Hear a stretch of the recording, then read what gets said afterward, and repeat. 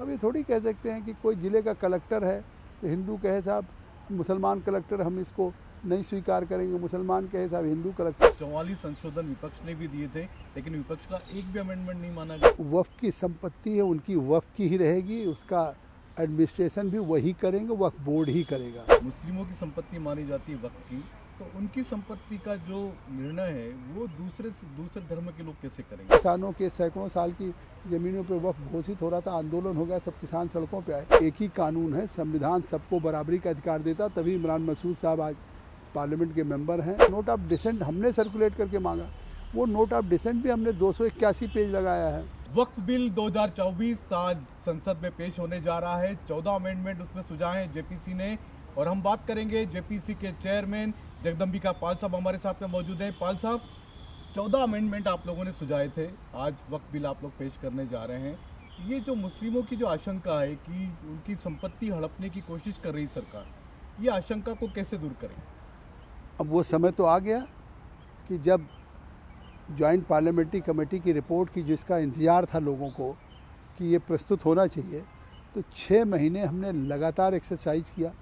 6 महीने हम तमाम राज्यों का दौरा किया और उसमें सभी स्टेक होल्डर से मिले, इस्लामिक स्कॉलर से, अल्पसंख्यक की ऑर्गेनाइजेशन से, गवर्नमेंट के ऑफिसर से, हाई कोर्ट सुप्रीम कोर्ट के लॉयर से, रिटायर्ड जजेस से, वाइस चांसलर से, सभी स्टेक होल्डर के साथ बातचीत किया और 38 बैठकें यहाँ हमने की। आप भी इस बात को गवाह हैं, 118 घंटे। तो उन सारे इतने एग्जॉस्टिव डिटेल डिलिब्रेशंस और डिस्कशंस के बाद हमने जिस तरीके से इसकी रिपोर्ट तैयार की है, तो ये जो आशंका कुछ लोगों ने फैलाने की कोशिश की है कि अगर ये एक्ट पास होगा तो हमारी मुसलमानों की वक्फ ले ली जाएगी, वक्फ की प्रॉपर्टी ले ली जाएगी, या हमारे मस्जिद खानकाह चले जाएंगे, ये एकदम वो आशंका निर्मूल हो जाएगी। आज पूरे देश को इस रिपोर्ट के आने के बाद पब्लिक डोमेन में लगेगा कि जैसे 3 तलाक पे इतना शोर हो रहा था, लेकिन जब 3 तलाक का कानून बन गया तो आज अल्पसंख्यक महिलाओं की सुरक्षा हुई। आर्टिकल 370, 35 पे लोग कहते थे खून की नदियाँ बह जाएंगी, लेकिन इसके बावजूद भी जब हुआ तो आज कश्मीर मुख्य धारा में आ गया। इसी तरह से जब ये एक्ट पास होगा तो आप देखेंगे कि जो एक वाकिफ़ वक्फ करता है जिस उद्देश्य को लेकर के कि हमारी वक्फ की प्रॉपर्टी, हम जो अपनी प्रॉपर्टी को डेडिकेट करते हैं गॉड के नाम पे, अल्लाह के नाम पे, उसका फ़ायदा गरीब बच्चों को, अनाथ बच्चों को, ख़वातीन को, विधवाओं को, मुस्लिम महिलाओं को, पसमानदा गरीब को, मुस्लिम्स को मिले, जिसका फ़ायदा अभी तक नहीं मिल रहा है। और वक्फ की प्रॉपर्टी की जितनी शिकायतें आती किस तरह से दुरुपयोग हो रहा है, उसके केयर टेकर मुतवल्ली कितना खुर्द-बुर्द कर रहे हैं, जिसका आम मुसलमान को फ़ायदा नहीं हो रहा है। तो आप देखेंगे कि इस रिपोर्ट के आने के बाद, और जो एक सरकार की मंशा थी कि ट्रांसपेरेंट कानून बने, और इसीलिए स्पीकर से आग्रह किया था कि साहब हम इसको जॉइंट पार्लियामेंट्री कमेटी एक गठन कर दिया जाए, जिससे कि इस पर हम एक थ्रेड एंड बेयर डिस्कशन हो जाए, और इस पर हुआ तो इससे स्वाभाविक है कि एक बहुत बेहतर रिपोर्ट और अच्छा कानून बनने जा रहा है।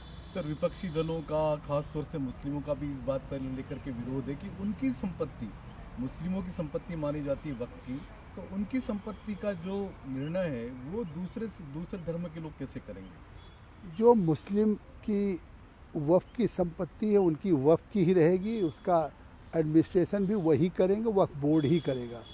ये आशंका निर्मूल है। ये कुछ लोग देश में भ्रम फैला रहे हैं, जैसे पहले भी जब इस तरह के 3 तलाक जैसे कानून आए थे, लेकिन आज जब रिपोर्ट आ जाएगी तो पूरे देश के अल्पसंख्यकों में सारी बातें साफ़ हो जाएंगी कि ये कानून के बेहतरी के लिए आ रहा, न कि उनके इस कानून से कोई वक्फ की प्रॉपर्टी कोई लेने जा रहा है। सर, आप जो मूल जो बिल था वक्फ बिल, उसमें आप लोगों ने जो 14 संशोधन जो सुझाए हैं, उनमें सर खास क्या संशोधन है? क्या जिला कलेक्टर के पावर आपने किसी और की? अब वो 14 संशोधन जो हम संजय जी ला रहे हैं, अभी रिपोर्ट आएगी तो आपके सामने आ जाएगा। मैं अभी उस रिपोर्ट के बारे में नहीं कुछ कहना चाहता, क्योंकि रिपोर्ट अभी मैं प्रस्तुत करने जा रहा हूँ।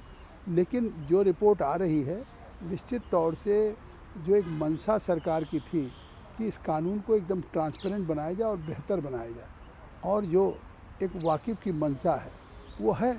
और ये विपक्ष केवल इस बात के लिए कर रहा है कि साहब हमारी बात नहीं सुनी गई। आप देख रहे थे सारी बैठकों में थे, पूरे पूरे दिन रहते थे। एक दो बार कुछ देर के लिए वॉकआउट किया होगा, कभी हंगामा किया होगा, लेकिन फिर आ जाते थे। पूरे टूर में साथ रहे हैं और उनके हर अमेंडमेंट्स पे हमने क्लाज बाई क्लाज वोट कराया है।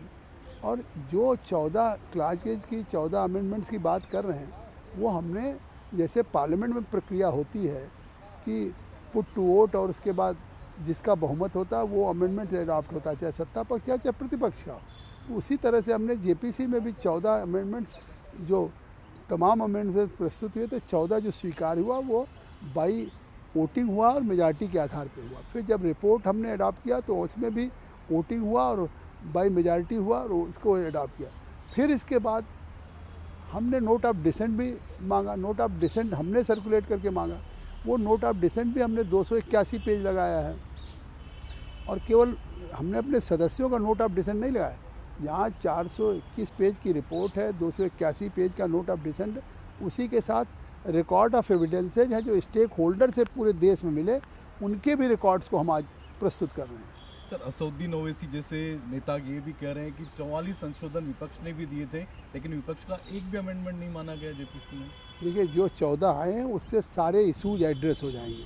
अब पार्लियामेंट में कोई ज़रूरी नहीं कि जो प्रतिपक्ष अमेंडमेंट लेकर के आए वो उसको मान लें, उस पर तो वोटिंग होती है। तो यहाँ भी वोटिंग हुई, जिन 14 सदस्यों के वोटिंग में बहुमत हुआ उनको हमने माना।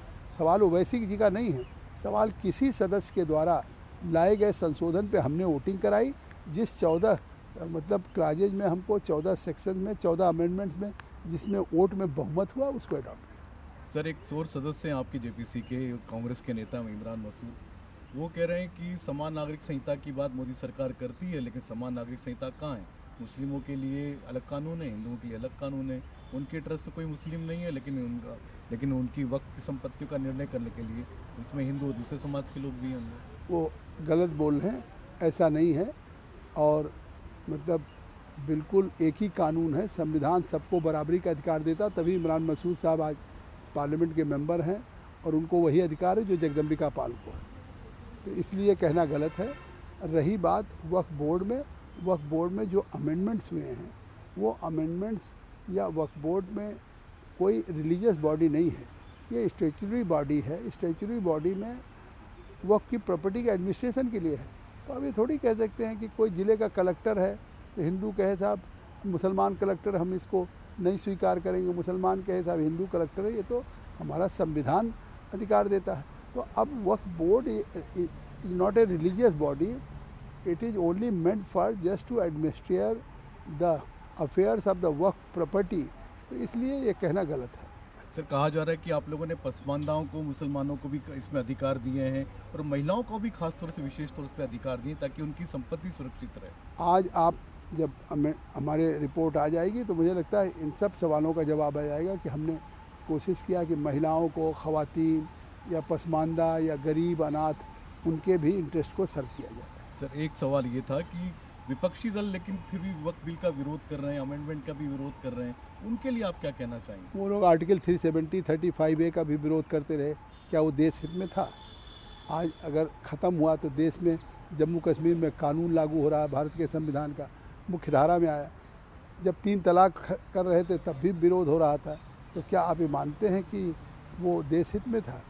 ऐसे ये भी वक्फ का जो अमेंडमेंट आ रहा है, अगर इसका भी विरोध कर रहे हैं तो मुझे लगता है देश हित में नहीं है। सर, कई सारे दिल्ली के भी मंदिर हैं, कई देश में भी कई सारे ऐसे धर्म स्थान हैं हिंदुओं के, जिन पर मुस्लिम वक्फ बोर्ड दावा करते रहा कि वक्फ की संपत्तियां हैं। क्या इस तरह के मामले भी आपके नोटिस में आए? अब देखिए, वक्फ का अगर कहीं रिचुअल होगा, मस्जिद खानका होगा, वो तो वक्फ का रहेगा और वो बिल्कुल रहेगी डिवोर्स। लेकिन अगर गवर्नमेंट के साथ डिस्प्यूट है, कोई डीड नहीं है और उस पर वक्फ क्लेम कर रहा है, या कहीं और कोई डिस्प्यूट है जिस पर डीड नहीं है और कोई वहाँ पे इस तरह की रिचुअल नहीं है, तो मुझे लगता है वो फिर उसकी प्रॉपर्टी होगी, गवर्नमेंट की प्रॉपर्टी होगी या उस व्यक्ति की होगी। सर, ऐसी कितनी प्रॉपर्टियां थी वक्त की जिनकी संपत्ति का विवाद था? क्योंकि आपने तो पूरे देश भर की संपत्तियों का ब्यौरा बहुत सी है, सभी राज्यों से जिला वाइज आई है। मैं मोटे मोटे तरीके से कहता हूँ कि दिल्ली में 123 ऐसी प्रॉपर्टी है इसी लुटियन जोन्स में, जिसको 1911 में अंग्रेज़ों ने जिसको एक्वायर किया राजधानी बनाने के लिए, कंपनसेशन दिया 1911 में, और उसको एक्वायर कर लिया, कंपनसेशन दे दिया किसानों को। 1970 में वक्फ बोर्ड ने क्लेम कर दिया कि वक्फ की प्रॉपर्टी है, और आज तक वो डिस्प्यूट में है और वो स्टे में है। एक सरकार 2013 में ऐसी आई कि जिसने उस 123 गवर्नमेंट की प्रॉपर्टी को वक्फ को ट्रांसफ़र कर दे रही थी, कि उसमें सुप्रीम कोर्ट, हाई कोर्ट ने स्टे किया है। तो इस तरीके से है डिस्प्यूट। सर, आप तो कर्नाटक भी गए थे, किसानों से मिले भी, उनकी कई सारे किसानों की संपत्ति पर वक्त में दावा किया हुआ तो था। आपने देखा कि बाद में चीफ सेक्रेटरी ने अपने ऑर्डर को विड्रॉ किया। जिस तरीके से वहाँ किसानों के सैकड़ों साल की ज़मीनों पर वक्फ घोषित हो रहा था, आंदोलन हो गया, सब किसान सड़कों पे आए, लेकिन उस ऑर्डर को उन्होंने विड्रॉ किया, क्योंकि वहाँ के माइनॉरिटी अफेयर्स मिनिस्टर जिले जिले में वक्फ की अदालत लगा के किसी ज़मीन को वक्फ घोषित कर रहे थे। बस। ये थे हमारे साथ में जगदम्बिका पाल, जो जेपीसी के चेयरमैन थे वक्फ बिल पर बनी। उनका यही कहना है कि जब ये बिल संसद में पेश होगा तब इस पे देखना होगा, देखेंगे सभी लोग यही पाएंगे कि इसमें सभी का ध्यान रखा गया, सभी को पूरा अधिकार भी दिया गया है।